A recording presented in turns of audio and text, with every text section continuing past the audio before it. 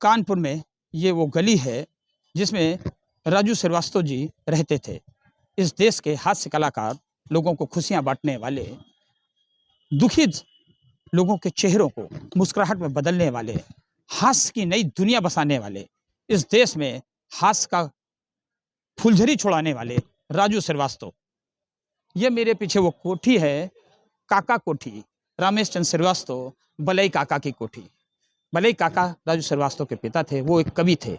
माना जाता है कि अपने पिता की कविता सुन सुन करके ही राजू श्रीवास्तव के मन में एक भाव जगा। उसके बाद अमिताभ बच्चन जी की एंट्री होती है। अमिताभ बच्चन को अपना आइडियल मानने वाले राजू श्रीवास्तव अमिताभ बच्चन की मिमिक्री करते करते हास्य कलाकार हो गए। कई बार कई मौक़ों पर राजू श्रीवास्तव ने इसका जिक्र भी किया कि मैं अमिताभ बच्चन का ही मिमिक्री करके हास्य कलाकार बना हूँ। यहाँ तक कि एक बार उन्होंने जिक्र किया था कि मेरी मम्मी ने मुझे एक बार अमिताभ बच्चन की फिल्म देखते हुए पकड़ा था और कहा था कि तुम घर चलो, तुमको अमिताभ बच्चन कोई खाना नहीं देंगे। लेकिन आखिर में उन्होंने जिक्र करते स्टेज से कहा था, अमिताभ बच्चन की मिमिक्री से ही मुझे खाना मिला। ये वाकया उन्होंने अमिताभ बच्चन जी को खुद सुनाया था। आज मैं उसी राजू श्रीवास्तव घर के पास खड़ा हुआ हूँ। बाहर पुलिस बुलाई गई है क्योंकि राजू श्रीवास्तव के वो जो भाई हैं काजू श्रीवास्तव, जिनको देखने के लिए राजू श्रीवास्तव गए थे दिल्ली में, उसी के बाद जिम में उनको गिर पड़े और उसके बाद उनको चोट लगी। उसके बाद ICU गए, एम्स में भर्ती रहे। सभी लोगों ने उनकी कुशल क्षेम पूछी। PM CM से लेकर के बॉलीवुड की महान हस्तियां, अमिताभ बच्चन, सब ने उनके बारे में पूछा, सब ने उनके लिए दुआ की। गली गली में दुआ हुई, हर मंदिर में दुआ हुई। कानपुर में तो नीम के पेड़ लगाए गए, पन के मंदिर, सब जगह पे उनकी पूजा हुई। सबकी आशाएं थी राजू आएंगे, आंखें खोलेंगे, खुशियों का जो गुलदस्ता है इतनी जल्दी मुरझाएगा नहीं। लेकिन आखिर में वो मुरझा ही गया। ये ताला पीछे बंद है। ये ताला की बताता है कि राजू श्रीवास्तव की पर्सनल, इनके बगल में राजू श्रीवास्तव रहते हैं। इस वाली कोठी को राजू श्रीवास्तव ने पिता के नाम पे बनवाया था। इसमें ताला लग गया है। ये ताला शायद अब उन खुशियों पे लग गया है जो राजू श्रीवास्तव लोगों को बांटते थे, इस देश में लुटाते थे। स्टेज पे जब पहुंचते ही कितना भी गमगीन आदमी होता था, राजू को देखते ही उसके चेहरे में खुशी आ जाती थी। अब वो शायद खुशी दोबारा ही लौटेगी। हास्य कलाकार बहुत से होंगे, हैं भी, लेकिन राजू जैसा हास्य कलाकार अब लोगों को दोबारा नहीं मिलेगा।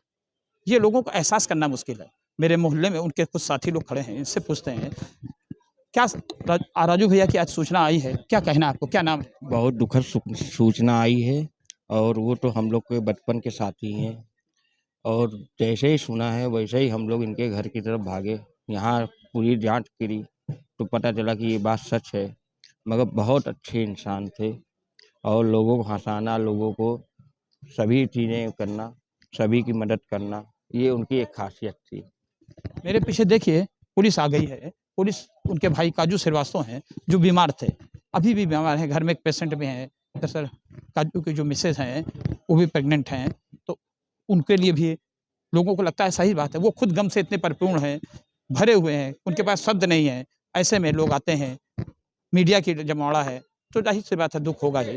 पुलिस लगी है, पुलिस का कहना थोड़ा हट जाइए, बिल्कुल सही बात है।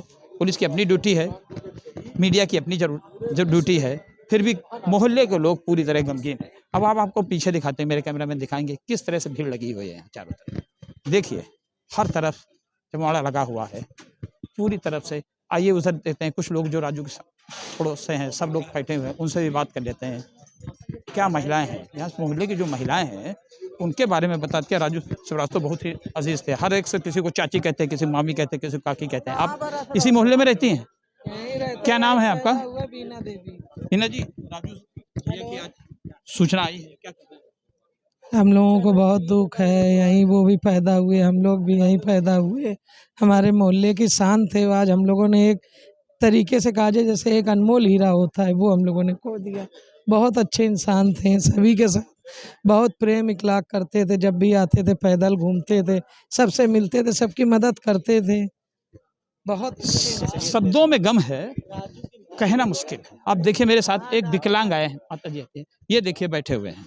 हर व्यक्ति जो यहाँ मिलेगा उसके साथ राजू की अपनी एक अलग कहानी है। खुशियों से मत सोचिए, इमोशनल सोचिए तो लगेगा हर आदमी उनको दिल से चाहता था। क्यों चाहता था? क्या नाम है भैया आपका और क्यों आए हैं यहाँ पे? राजू भाई हमारे, अजय कुमार, मेरा नाम अजय कुमार है। राजू भाई हमारे क्षेत्र की बहुत अच्छे इंसान थे और उनकी मौत की खबर सुन के हम लोगों को बहुत दुख भया है।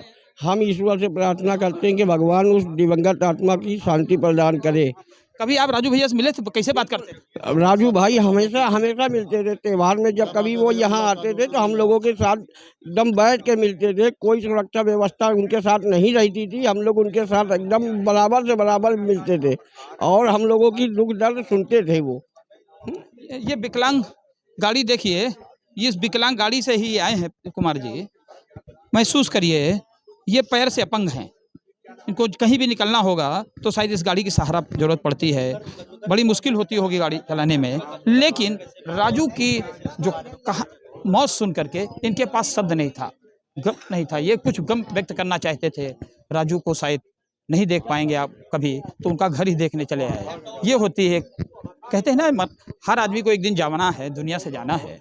सब जाएंगे, हम भी जाएंगे, सारे लोग जाएंगे, लेकिन उसके जाने के बाद ही पता चलता है कि लोग उसे कितना प्यार करते हैं। ये प्यार इमोशनल, प्रेम, स्नेह से भरा होता है। राजू श्रीवास्तव ने शायद यही कमाया था। खुशी तो बांटी थी, लेकिन खुशी के साथ साथ वो एक अच्छे इंसान भी थे, इमोशनल इंसान थे। कानपुर में हजारों लोगों की उन्होंने ऐसी सहायता की जो शायद पड़ोसी को भी नहीं पता होगा कि उसकी हेल्प किसने की। राजू अब इस दुनिया में नहीं है। ये गली हमेशा उनकी याद में खोई रहेगी, लेकिन इसके साथ साथ वो भी खोए रहेंगे। वो भी याद करेंगे जो राजू से हमेशा खुशियों का खजाना ही लूटते थे। रंजय सिंह, यूपी तक, कानपुर।